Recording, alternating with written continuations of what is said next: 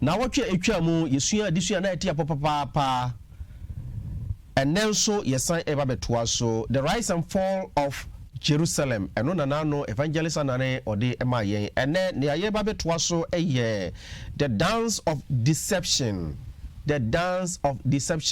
ni twi ne asa nada asa evangelist ye mo akwa ba yeah na sabi so ho a nada asa wasase we so okay and na say na obisi akire mu ede ama ye ne yeah me na matu side okay the dance of deception okay and nada asa menchia yahwefo nyina sa omo hwe KFM TV omo hwe Hennes TV omo hwe Facebook sa pa cho metia mu nyina Kristo Yesu dim amen ya da mo asenso so ene mo amode bo program no sa pepe sebe ya ebitimi apemu aka yakopon asem sa me kan ha na me kan wo TV people so amako se baby a wiase abakosemedru ene nsacha ya hodo a abanenti no abontin gina nyamesam kanu ene mu asesa kakra sa na tise no ye de nkransam no ennam emframa mu sa pepe ade ma wiase nyinara sa na tie tino dodo no emfa ho mo atechiru ni mameda kwanfo me de 7-day Adventists fi se metaka na megusora me ka menyaaka fi se mentimi nkata no kreso no kre pepe se wiase nyina kokan ho abom na omo de omsa shakrata ase se de agina ho manie na ka ezio fon kwa dia obi anko ezi asori very good omo na se no kra nyina wo bible mu omo na mukuta enye memenda asori na emum ezi asori ena ka so mo kosem de Adventist ezi asori akasa efi se enye Ghana hafo na ye ne omo kasa keke sa wiase nyina na ye ne omo kasa sa na tie na ezi no e wo wiase afa na nyina sa na tie so bi wo foforo bi onimoforo bi enye 7 Adventist Church ne no so wo wiase afa na nyina onfa de nimra na ye mfa ntudwa sa na de be se nwumre ye kasa ide pepa so abakosemu ezi no wiase nkura hodo nyina so na meka so bi so wo foforo bi a ekoma me na ngi se Yesu Kristo beba no mo bible mo achede se de kan ya wo pamra de betudwa sanity so simple sa na maka ne sa no the dance of deception and nadasa one say men kan say ohini bi trans ya oye party no bible o so di na woda awoda di eye ohin Herod asome kan no memi gina Marko asempanum etire ye ensia chechemu dunso de kosi ebdenu nwatwe me kan ayi Mark chapter 6 17 to 28 ehọ na asem ni gina na memmo ne tofa o sha se free dunso no a ya se ohini Herod ochi osapakani eye Yohane Suboni no ochi ne kotu fiase ochi ne kotu fiase sei ene se Bible kana bakose mu se Yohane Suboni no eka no kre ekire no se oyere no ono ne tie no obi yire no akogye aye onua yire nti fanade koma no na we no anto oba nasom yie anye oba ne de nti no wo hye okun foforo no wonya no aye ohin Herod no wo hye no ama ohin no echi John the Baptist ekɔhyɛ prison na ɔne hyɛ prison no anso hɔra sɛ ɔhyɛ prison nyinaa no ɔba ne fa ne ho adwen na ɛbaeɛ sɛ dako bi a ɔhen no ɔdi na woda no ɔhyɛ sɛ obi biara ɔbɛsa na asa ne bɛyɛ ne fɛ akyɛ wɔn aka nyinaa no de obi bɛsɛ biara no ɔde bɛma no empo sene ahenye no nkyemu fa kora no a ode bema asa no wow enti no ne yire no aye fra no Herodias sana baba bodin Herodias ono ndi baba na sa baba no nhwemu kire se enye wone Herod enne woye ɔde ne ba aware ase ɛdin a yɛde frɛ saa ɔbaa no a yɛka ne ho asɛm yi ɛyɛ Herodias ba no tam sɛ ɔmfrɛ no Salome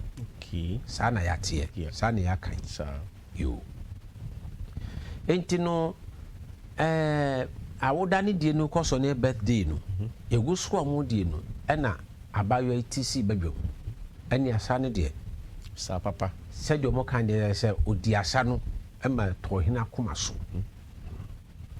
enti no ɔmo sɛ asa no sɛ nyɛ baako ɛnyɛ nipa baako pɛ ne bɛsa saa dodoɔ saeɛ but abayewa no dɛ ne ɛda mu fia enti no ɔhene no abisa no sɛ afei ka deɛ wopɛ na memfa ɛma wo mpo sɛ amahenni no nkyɛmu a ka na memfa ɛma wo abayewa deɛ ka yɛbisa wei no sɛ nka ɔno nko a nka ɔwɔ deɛ ɔbɛtumi abisa nso so no wɔka kyerɛ ɔhene no sɛ twɛn na merekɔ fie akɔbisa me maame na deɛ me maame bɛka no ne mama abɛka nti no ɔde mmirika kɔbae na maame no ɛka sɛ wɔnkɔka sɛ wɔpɛ Yohane Subɔni no ne ti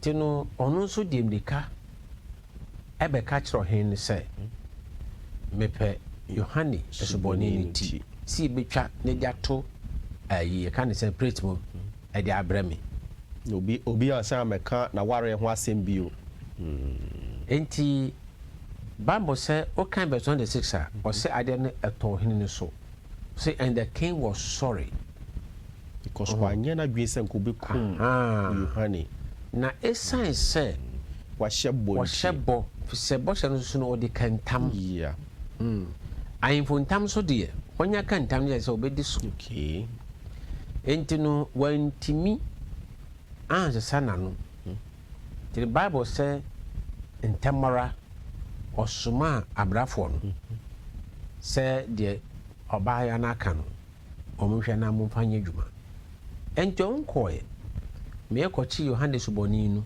ayi ne tiri ɛfiri ne padua so ɛna ɔmode to kyɛnhyɛ mu a yɛde brɛ hene no hene nso de ma abayewa no sɛ gye deɛ wobisaeɛ no ɛne yɛde abrɛ no wei na mefrɛ no ɛnnadaa asa the dance of deception sɛ ɔhene bɛdi birthday no na ɛni ne tirim sɛ birthday a meba bɛdie na sɛ awoda a meba bɛdie no mɛkum obi ɛni ne tirim wɔanwene ho nnuane nsa wɔn a yɛyɛ ɛne nsa wɔn a ɛba ayeforɔ no ase meka sɛ ayeforɔ wɔn a ɛba birthday no ase nyinaa no party nyinaa no obiara ni hɔ a ɔreba no na wɔ ne tirim sɛ ɔkuku nipa anaa wobɛhu mogya koraa wɔ hɔ yes bie ni ɛna abaayewa no nso so a no wɔredi asa no na ɛni ne tirim sɛ wobɛhu mogya wobɛku bi wobɛtwa obi ti so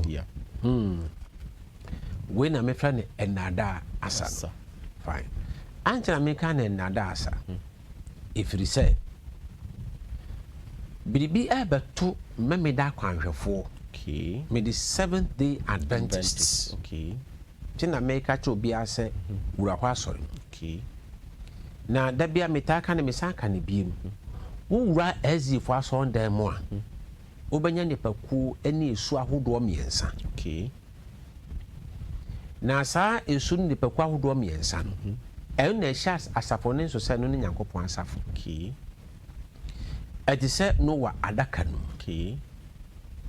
Noa adaka no Nyankopɔn na ɛka kyerɛ Noa sɛ ɔnyɛ ɔno na ɛma no meka ne sɛ measurement sɛdeɛ ɔnhwɛ so papa adaka nyinaa no Nyankopɔn na ɛka kyerɛ no ɛna Noa wie na ɔka kyerɛ ne sɛ wɔmfa aduane a yɛdie saa na ɔka kyerɛ no wɔmfa aduane a yɛdie no ɛnkɔ adaka no Noa de kɔɔyɛ ɔsan so kaa sɛ wɔmfa mmoa asase so mmoa nkom deɛ ho teɛ ne deɛ ho nteɛ ɛno nso so no ɔmfa bi nkɔ adaka no sɛdeɛ nyina anim ɛnini ne abedeɛ ɛno so ɔde kɔɔyɛ ɛnsɔnsɔn ne mmienu wɔn de kɔɔyɛ ɛna ɔkaa sɛ ɔno Noa nankasa ne ne yere ne mmarima mmiɛnsa ne Ham, Shem ne Jafet ne wɔn yerenom ɔmo nkɔ adaka no okay enti no wura adaka no mu a wobɛnya nipa wobɛnya aduane ene wɔnya ɛmmoa okay wei ɛna ɛwɔ Ezefo asɔndɛm okay wura asɔndɛm no mu a enipa ni bi yɛ mmoa okay enipa ni bi yɛ aduane enipa ni bi nso yɛ san nipa wow enti meka sɛ kɔ Ezefo asɔndɛm mu a wobɛnya aduane wobɛnya nipa wobɛnya mmoa wow ɛmmoa na bi te sɛ pɔnkɔ do wobɛtwa mirika sa baabi a ɔkɔ biara de wobɛkɔ ɛmɛtu sɛ nnui ɔmɛwɔ ni agye saa ɛmɛtu sɛ kraman ɔmɛpo nokore wosɛ ne ti wɔn nyinaa wɔ Ezi asɔndɛm enti saa asɔ no na mese kɔ na wobɛnya nkwa wokɔ nso so a kɔka nipa no ho ya mmoa no mɛnkɔka mmoa no ho saa kɔka nipa no ho okay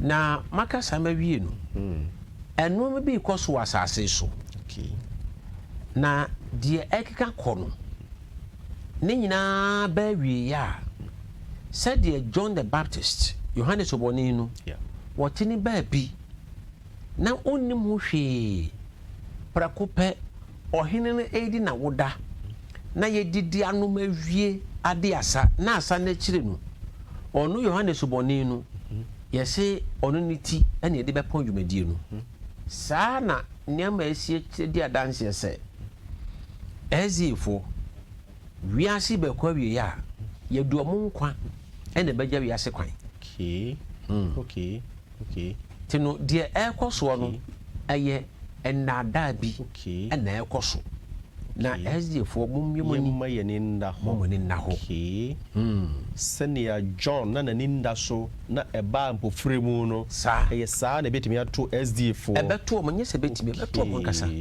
deɛ ɛkeka kɔ no ɛyɛ nnaadaa asa ɛna ɛkɔ so wow na maka deɛ ɛsi atwa mu awie no afei memmra nkɔmhyɛ so firi sɛ deɛ mekan no mefafiri nkɔmhyɛ mu adisɛm ɛyɛ Revelation ɛtire dunson wohwɛ hyehyɛ mu du ɔka asɛm bi na ɔbado baako ɛno nso ka ɔbado mmienu ɛno nso ka saa na adisɛm homa no ɛtire dunson hyehyɛ mu du ɛyɛ Revelation chapter 17 verse 10 wɔse ahemfo nson ɛna ɛwɔ hɔ 7 kings saa ahemfo nson yɛ ho ɛhyɛ ase firi Babylon brɛ so na yɛbɛnya ahennie ahodoɔ nson ansa na wiase akɔ awiei a Yesu bɛba enti mensanka ne biem Bible mu no yɛbɛnya ahennie a ɛbɛdi wiase nyinaa so ahodoɔ nson deɛ ɛtɔ so nson no berɛ mu no ɛna Kristo Yesu bɛba ɛno nso na de wiase bɛkɔ awieɛ nti woyɛ Ezieni a mɛmeda kwanhwɛni a mpakyɛw tie me yie na ɛde sɛ tire du nsɔkyɛmu du no ɔka sɛ ahemfo nson na ɛwɔ no ɛna ɔkyerɛ mu sɛ ɛnum agu baako deɛ ɛwɔ hɔ na yɛ nsia ɛna ɔka sɛ baako aka no ɛnya mmaayɛ na ɔbaa ɛtwa sɛ ɔno nso wɔde hin ritiawa good ti sɛ deɛ meka no Bible sɛ ahemfo nson na ɛwɔ hɔ ɛhyɛ ase firi Babylon obisa me sɛ ade na Babylon meyɛ dɛn hunu sɛ ɛhyɛ ase firi Babylon ahene nyinaa no ɛwɔ suban baako bi a no deɛ ɛtwa no nyinaa mu ɔfa Bible abakɔsɛm mu nkɔmhyɛ mu a yɛnya Misraim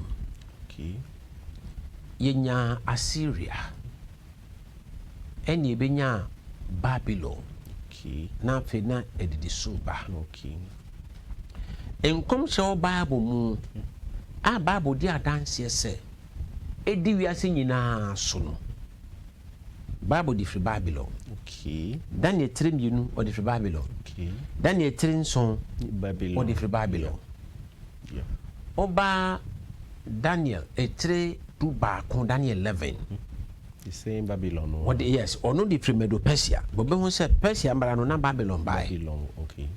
So, okay. Oba a decent. A tridumiensa. Babylon a war. Okay. And now the Medo Persia ni hela Ediafra, Revelation 13. Oba a tridu9, or see Babylon, she see. Oba dunso. Or see Babylon, your mavo and your mavo for Nina. Then you know the Babylon. Entino, ahini enso noa, or canon. Babylon a chassis. The Babylon chassis, ahini en Siamba become na enson. Na abewe Yesu mayenu. Said ye etini. Na, or say enum egu. Tino me pacho me din so nyina begu screen so. Okay. And MC and pacho mo hwa na mo fango screen so maye. Babylon na ye 1. Medo Persia ye 2. Okay. Greece ye 3. And ye pagan Rome 4. No aba Papa Rome 5. Okay. Waba America. The United States of America and 6. Okay. 7 United Nations. I go screen so. Okay. Ye pona wonti asia no afre ena bofo na kachire Yohane se enum egu ti enum na egu no enu nso ena production de bete so no enum no ehya sefe Babylon okay na ba Medo Persia na ba Greece na ba pagan Rome na ba Papa Rome enu ba wie 1798 okay enti no efre Nebuchadnezzar breso year 605 BC. Ebra na Babylon wana hindie mu ahondi temu edukuta nyonyam. Ebi sa abra no ba no de besi time ye betire Pope Co prison. Yeah. General Batia be dis adwuma no 1798. Ehon na bofo ne say enum ye den egu. Ti enum ne ku no kire mo say ba ko de ewo ho ade ne ye enson. No so enum efiri ho be ba ko de ewo ne chese de to so nsia no ene wo ho no. So okay ade ne ye nson eno se enum efiri ho ba ko de ewo ho ba ko so nyamai enti ne no an se ukọ abakosemu 1798 no a ye bekiri Pope Co prison no ahenye ben ena na ewo sa abre no a ebedi wiase nyina so America by 4th July 1776 okay and America eba wiase a onya afa ahodie okay good. And or can say Bako enya mai. Enti America chino. Ahine ben bio na ba wiase a eno nso ekuta wiase edi wiase nyina so. UN. United Nations. Okay. Said the city ni. Okay. United Nations by 1945. Okay. Enti na bofo ne ka say enya mai. Ebra na America wo ho no. Na UN no enya mai. Okay. Enti ese every America ma ye chire no ye di nkom hyechi ene bakosemachi ye nhwe se ahenye be ne baba wiase a eno betimi di wiase nyina so apart from America UN yes oh enti UN ene di sa adwuma no enti ye nya enson enti UN achire no ahenye bi ne baba bi okay ena bofo no ka kire Yohane ocheche mudu ba ko no Revelation 17:11 say aboa na owo no fe oni ho ebo to da bi probaka no say aboa hu no sana twi ni beka no aboa ho ni enu otwetwemu tichemu nwotwe ba me kan du ba ko no okay aboa na ewo ho no na eni ho no otoso nwotwe na ofri ensonum na oko osayenum so ho say sana du ba ko no kan yes the beast that was aboa na ewo ho and is not na eni ho onoara etoso nwotwe na ofri besonum ona oko osayim twi no say aboa no a anka na otiase na afei de ontiase no ye ohene a otoso nwotwe na oka baso no a wodi nkan no ho a oreko ne seye mu oko seye mu ha enti no aboa na ne ewo ho na eni ho obesan yaba na obeto so nwotwe yes sanjo ka say aboa na hu Okay. Eno aye Rome. Okay. Enti na Bible kyerɛ mu wɔ edi sɛ tedumiɛsan sɛ ɔno yɛ nkunu gipira no yɛ bɔ no bɔtɔrɔ fɛ so atase enti yɛ sane yadeɛ enti ɛbra yipira no ɛno na nkɔm sɛ ka sɛ na onni hɔ yɛ sane yare a sɛ ɔsan yɛ ababiem ɛno ɛyɛ Rome na meka sɛ Rome a yɛwɔ pagan Rome ɛne yɛwɔ papal Rome pagan Rome no mu a mosua Daniel nkɔmhyɛ no ɔn sɛ ahene ɛtɔ so nan no ɔka sɛ ɔhwɛɛyɛ na ɔwɔ ɛmɛndu ɛmɛndu no yɛ nea meka ne pagan Rome ɛna ɔtɔ so kyerɛ mu sɛ abɛnketewa bi pie wɔ dunum na ɔtu mmiɛnsa gui na ɔwɔ ano ɔde ka bososɛm ɛno yɛ papa Rome ɛno yɛ ɛmɛn no ɛnson na papa Rome no ɛna mɛka sɛ yɛde yɛkyi de kɔ prison a ahene no egui kyerɛ Bible sɛ na eni hɔ na ɛbɛsan bɛbiem ɛba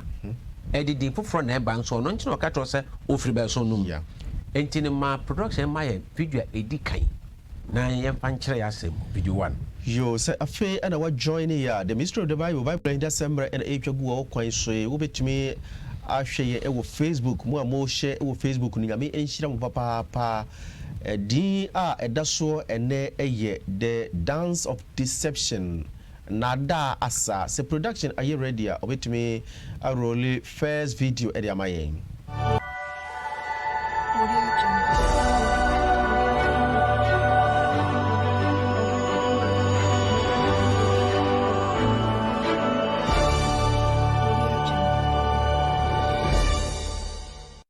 In September this year, an overwhelming majority of the United Nations member states voted in favor of the resolution on raising the flags of non-member observer states at the United Nations.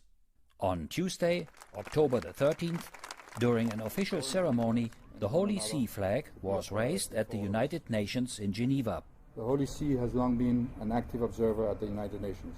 It plays a particularly important role in the promotion of intercultural and interreligious dialogue. There are too many instances where religion is used to divide people. Being attentive to such instances enables us to speak out against them, and the Holy See has done so repeatedly. Hence, the presence of the Holy See, especially at the Human Rights Council here in Geneva, is of the utmost importance to all of us. With the many crises facing the international community today, the role of the United Nations becomes ever more crucial.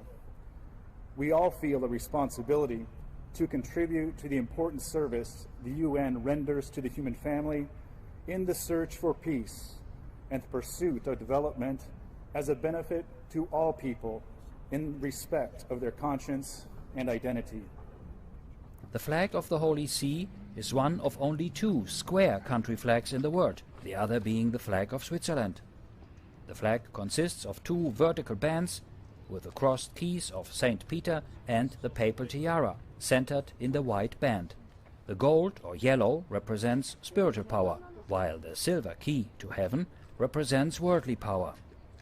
But the raising of the Holy See flag at the UN was more than just a symbolic gesture. It shows that there is a determination on the part of the Holy See to continue to participate in the events, in the activities, in the debates that take place in this unique forum, this unique arena that is the United Nations.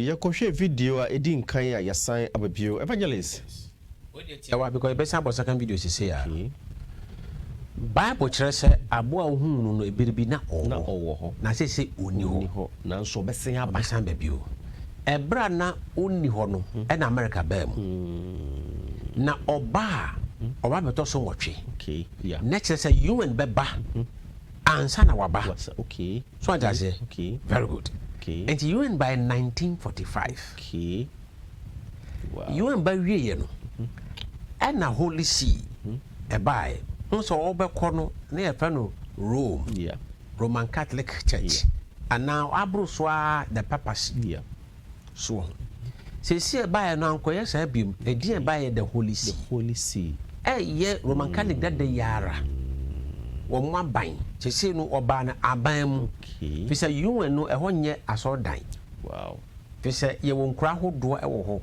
even Islamic bloc ye won kramofo kro mako ba 57 and go UN sa so Ghana Franca si ho and no so na ntina Franca no de akoso odisi wo say Roman Catholic Franca anase aban ana o man be Franca o man kasa kire mo say anything here from Holy See ni kire say baby a Roman Catholic aso wo bia no e ho kana asase sa Roman Catholic so e universal sa entino wiase nyina no e komo asase ho enu ntina Bible e ka no Revelation 17 say o ya boa otoso enwotwe that was still was say ahimfo enso na wo ho nti oyo heni a o ba betoso enwotwe na ofri enso no right now afi me kansa oyo Holy See no a omankasa e na ekire mu sa ye mo video to so mienu no na ye mfa nkira de so production ye ready a second video no mo rolo emayen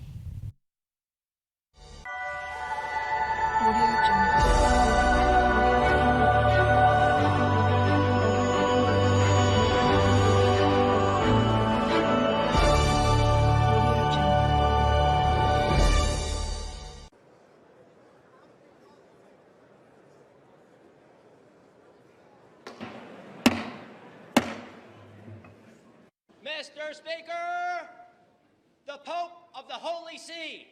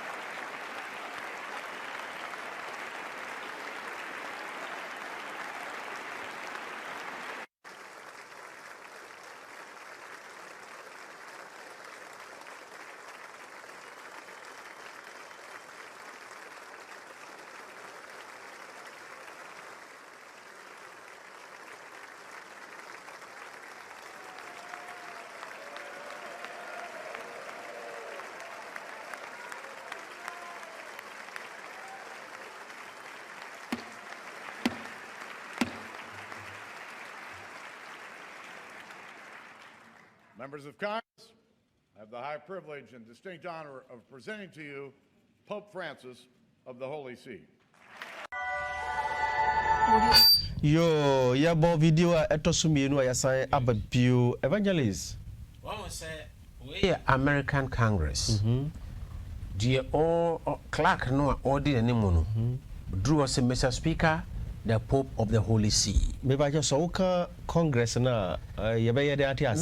Men kan say Ghana hanke me ka say mra say badwam Parliament. Men kan say. De metimi aka ko dra no no. Now, ye na echre no, ye say the Pope of the Holy See. Yeah. Oko United Nations Library. You cannot Dag Hammarskjöld's library. Now, share library no more. Library nankasa ewo ne mekanisa ni history books. Enye books I go library ho na mekan. But ye wo Dag Hammarskjöld's library and you documented that. Share May 3rd, 2019. O chire mo say a year 6 April 1964. Ena ye ji Holy See 2. Say on my permanent observer state. 1964. Enti no abakosam kire say UN beba ansa na Holy See ne aba. tino ka se oba beta so nwotwe enti UN no energy holy so eden etu mu so ho sa eno video ne boy no Mr. Speaker, the Pope of the Holy See. And our revelation, say I can't be 11. 12 nature say, a man do no, I him for do, a nyanya a hini. Na omone ni bedi hin don hwere. Enti no sa a man do no, and in the United Nations. Oh, omone a Holy See, boom. Enti UN eba na fe no so de ebo na hini ni tumi ano so no be ka wiase nyina bom say UN by 1945 Ghana ekodom ye 1957 enti UN wo ho no ya na UN hyase na Ghana nka ho enti kakra ga say UN so no o tane hie mu no kan ama nyina be hye nase say no wo hwa UN charter anu UN no a Oman bi ni ho abeka se media min kan UN ho say they say UN say yenda ye beda ti no kan se one ne benya ai ahini no don hwere baako engine ba bia wi ase dru say no UN anya nyina so tumi say UN na agito mo say fa ahodie nti human rights any LGBT no untimi tiaso ma ne ye bo ho de ato Ghana one na share samra no United Nations. Anya American share samra no. And anya Rome, nya Holy See na share samra no. Ye kan UN so UN ni hwan. UN ni wiase amanama nyina na kohyia. Ene ye si ya makwan se matimi ware ma ne mema so timi ware ma. Ghana fo mo nyintum. Wan na share samra ne ma ye. UN. Sa. And Ghana so ka UN. Ghana so ka ho. Ha, ntine ba bo ka se ahemfo do no ye UN no. Ebedu bebi no. Je se ombedi wiase so. Omo ba ne de no munya ni wiase so because afi no no omo ba se de omo tumi no adu ba biara. Wow. Enti na twere say ti o kwanti tomo dum yensa no say these are one mind. Wo nyina e wo adwen kro. Wow. Adwen kro no benya no e na oni baba ezi fo so. Sa adwen kro no eno krata de ba ko ni Pope Francis de call you na omo kan la dato si. The climate encyclical. Yeah. Eno na wiase nyina adwen akobenkrum ewo ideso. Yes. Benkrum mo akono. Ye mo video to so miensa no. Na ye fanchirem. Production are you ready? Video etoso miensa orulu enfama ye na answer na no wait me send comment and contributions via the WhatsApp number we screen is as here 0553769373. Production are you ready? Omayenko.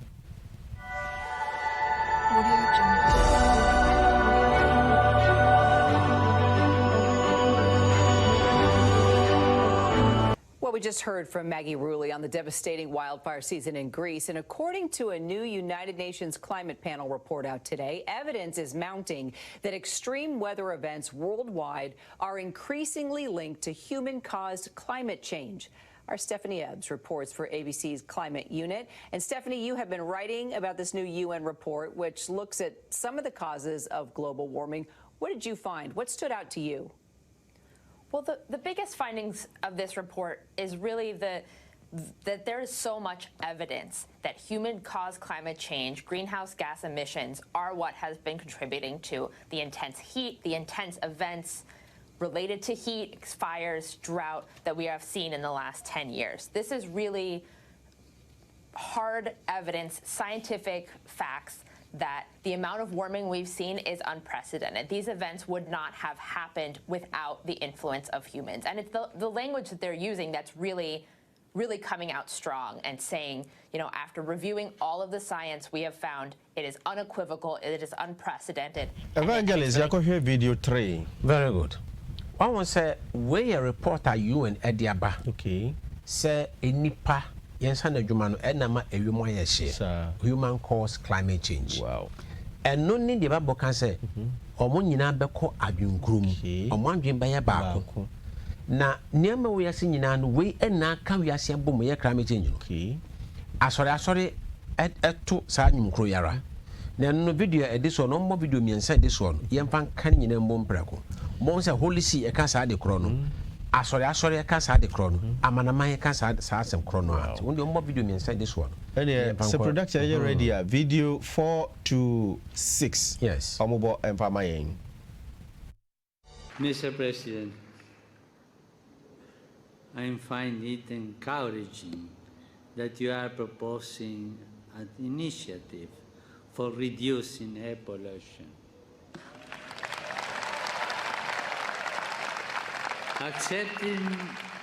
Accepting the urgency, it seems clear to me also that climate change is a problem we can no longer be left to a future generation.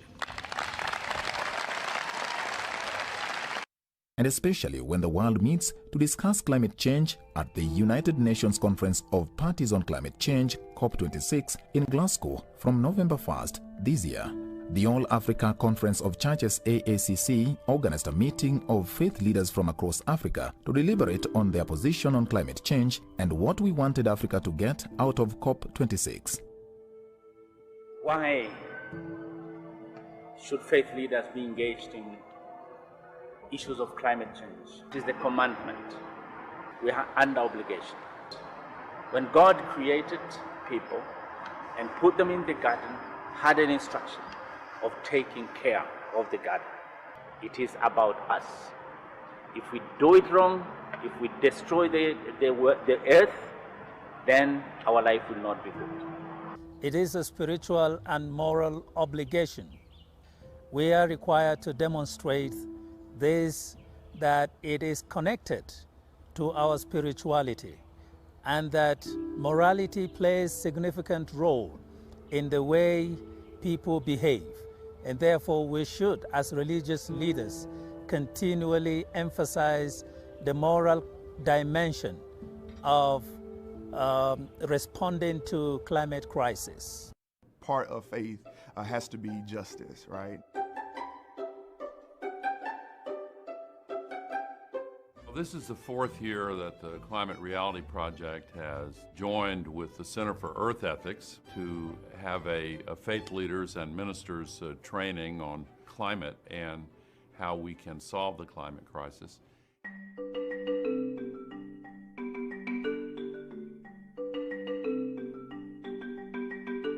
My faith calls me to be similar in the work that in my Christian view I see God doing. You know, God is a caretaker of the universe, of the earth. The trees, the birds, they're all part of God's glory, and we are humbled before that. And so Evangelist, you have video about na. Very good. That's what you're saying. Yeah, I'm trying to say. Once we are seeing now, share to Numukro. Yeah. United Nations Earth Climate Change. Sir. The Pope of the Holy See, a Jacob Crop of Francis, or no Bama Koshia, Utieno, or climate change.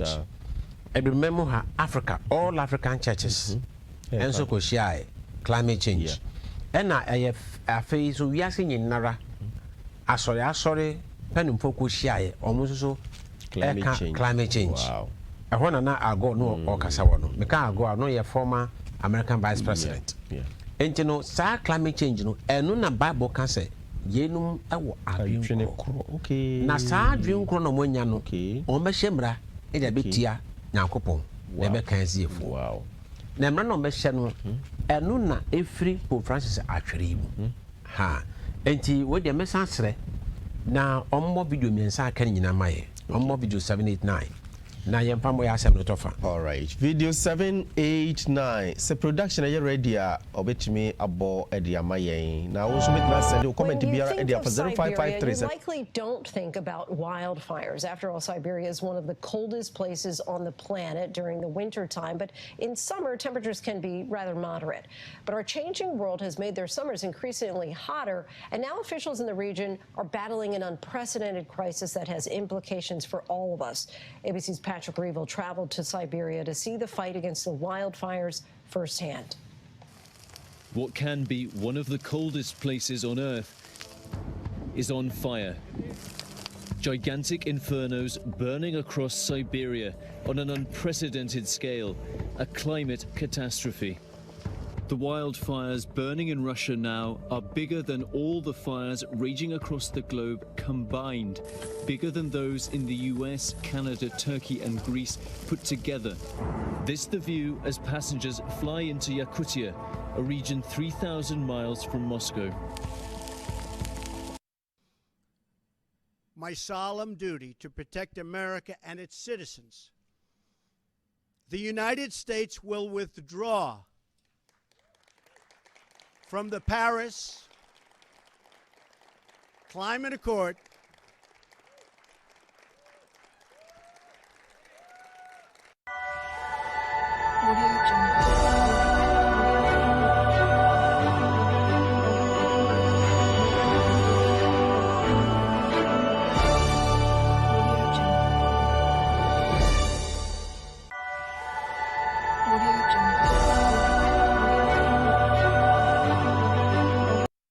America is back. America is back. Diplomacy is back at the center of our foreign policy.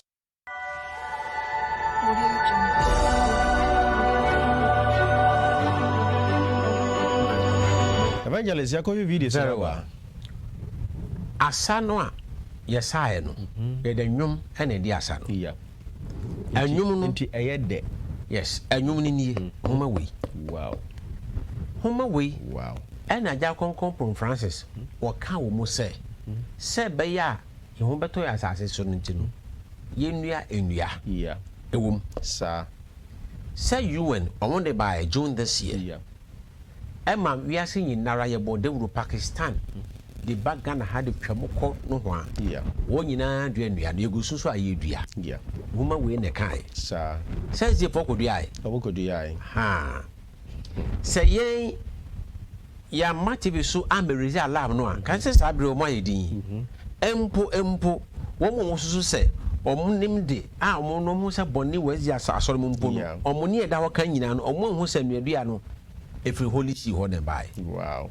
Ya ne de ya de ba bonten se nua ne yakodua no ba bi efri bai ni e ma Roman California so de letter ba omo document ba o se nuadua no omo no mu di mu akote. So adase ye nim so mampani be kan se yakodua nua. Yeah. Be so mampani se efri hin ne ba Ghana ha efri UN. Be so UN se efri hin efri ha. Wow. And the bill, whom ya Pom Francis na aka se be nyina be ho ha wi asenti no. Enkuro no a ehia wono ya mobro enkuro no mo de aka no. Ye mpom kan che wono. Ye mbisa Ghana so mo fa be ncha ye ya. Ani nkuro a ye susu so mo ya mobro wafo no ko so check ya enkuro be makoma 73. Okay. Ye de dodo na ka e che wono. So mo kire se nto ma finwe de na de acha wi. Okay. Ne nyina e ka asa no ho.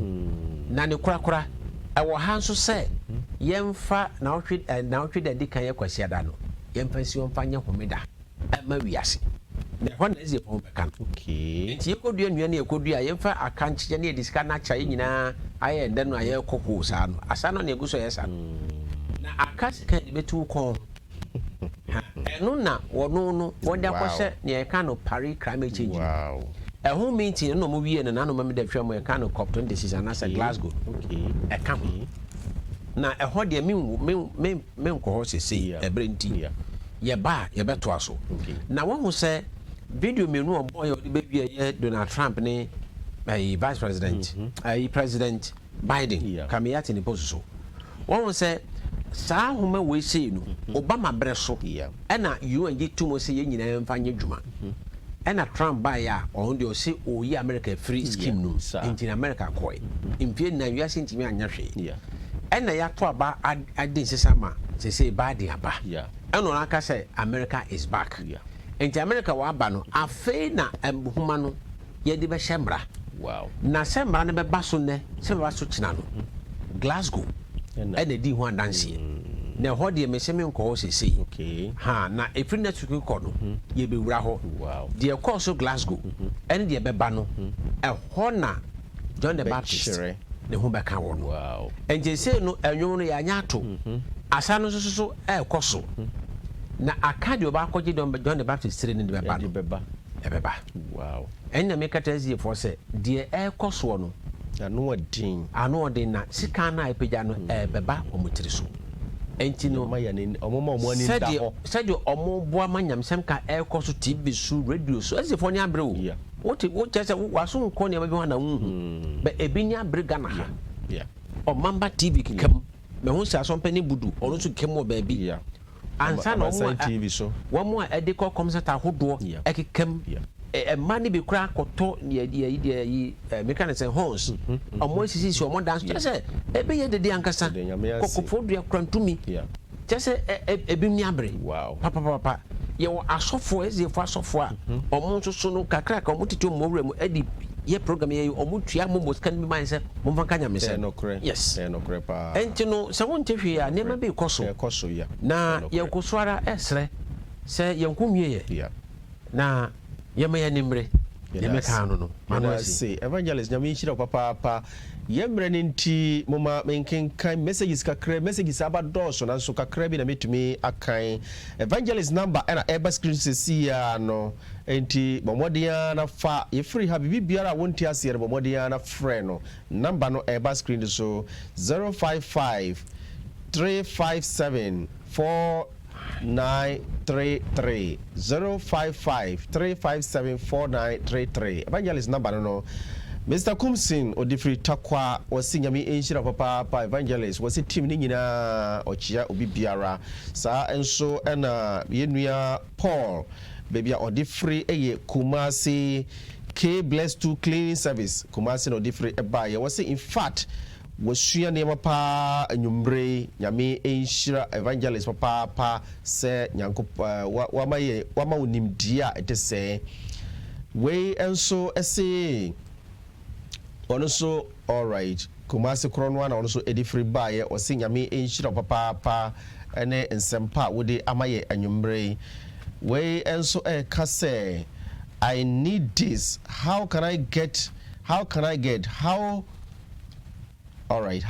some now you can get it on Facebook. Me pa Facebook ajakwabna Facebook page. Uko wa papa enti ko ajakwabna me Facebook page why bibi biara e ko so no enkosi se wiase be say anase Facebook be free wiase no e wo Evangelist good evening to all. I'm really enjoying today's topic. I love how you are explaining it. May God bless you with money. Amen. From your friend at Vodafone Tema Committee 1 Isaac Amati Ono Ena Edibaye. You say, please Pastor, my name is Shandao and Isaac from the Upper West region of Ghana. I have learned a lot this evening. I'm Adventist. I will be very happy if you can take me through this study or send me this info. Thanks. Mepacho Yivia na Yakasa of AY. I'm Prince from Oda Wenchi. The man of God is teaching mysteries. Wow. This is the man of God we need. It I say, so ultimate Eva appear. God bless you, evangelist. Nia onoso edibaye enono. Yemrano ayebe. Say evangelist number and that's what screen you see 055 357 4933. So what's in Bisabia na bibia opese ubisa na free happen momodi ana free evangelist. Anas with me a free WhatsApp number no 0553769373. Ejakwabena me number enono. Send your evangelist eka ye no ebre eni hobio. Enyamsema yegyina bontin ka no etuo etwa nkakra TV any radio ekwa akiri papa